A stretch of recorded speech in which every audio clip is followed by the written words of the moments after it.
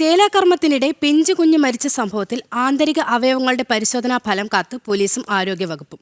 മരണകാരണം കണ്ടെത്താൻ കഴിയാത്ത സാഹചര്യത്തിൽ ഫലം നിർണായകമാണ്. കോഴിക്കോട് കാക്കൂരിലെ സഹകരണ ക്ലിനിക്കിൽ നടന്ന മരണത്തിൽ പ്രതിഷേധം ശക്തമാവുകയാണ്. കോൺഗ്രസ് നിയന്ത്രണത്തിലുള്ള സഹകരണ ക്ലിനിക്കിൽ ചേലാകർമ്മത്തിനിടെ 2 മാസം പ്രായമുള്ള കുഞ്ഞു മരിച്ച സംഭവത്തിലാണ് ആന്തരിക അവയവസ്രവ പരിശോധനാ ഫലം നിർണായകമാകുന്നത്. മരണകാരണം കണ്ടെത്താൻ ഇതുവരെ സാധിച്ചിട്ടില്ല. ചേലാകർമ്മവുമായി ബന്ധപ്പെട്ട പ്രാഥമിക നടപടിക്രമങ്ങളിൽ തന്നെ കുഞ്ഞ് അസ്വാഭാവികത പ്രകടിപ്പിച്ചു എന്നാണ് ആശുപത്രി അധികൃതർ പറയുന്നത്. ഉടൻ സ്വകാര്യ ആശുപത്രിയിൽ പ്രവേശിപ്പിച്ചപ്പോഴേക്കും മരണം സ്ഥിരീകരിക്കുകയായിരുന്നു. സംഭവത്തിൽ പ്രതിഷേധിച്ച് സഹകരണ ക്ലിനിക്കിലേക്ക് ഇന്നലെ BJP പ്രതിഷേധ മാർച്ച് നടത്തിയിരുന്നു. ആശുപത്രിയുടെ അനാസ്ഥയാണ് കുഞ്ഞിന്റെ മരണത്തിന് കാരണമെന്ന വിമർശനമാണ് ശക്തമാകുന്നത്.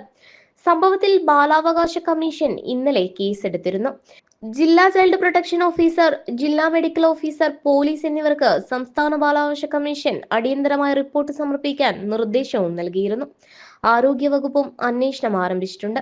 DMO അന്വേഷണത്തിന് നിർദ്ദേശം നൽകിയതിനു പിന്നാലെ ആരോഗ്യവകുപ്പ് ജീവനക്കാർ ചേലാകർമ്മം നടത്തിയ ക്ലിനിക്കിലെത്തി പരിശോധന നടത്തിയിരുന്നു. ചേലാകർമ്മം നടത്തുമ്പോൾ ക്ലിനിക്കിൽ ശിശുരോഗ വിദഗ്ധൻ ഉണ്ടായിരുന്നില്ലെന്ന് കുടുംബം ആരോപിച്ചിരുന്നു. ജനം, കോഴിക്കോട്.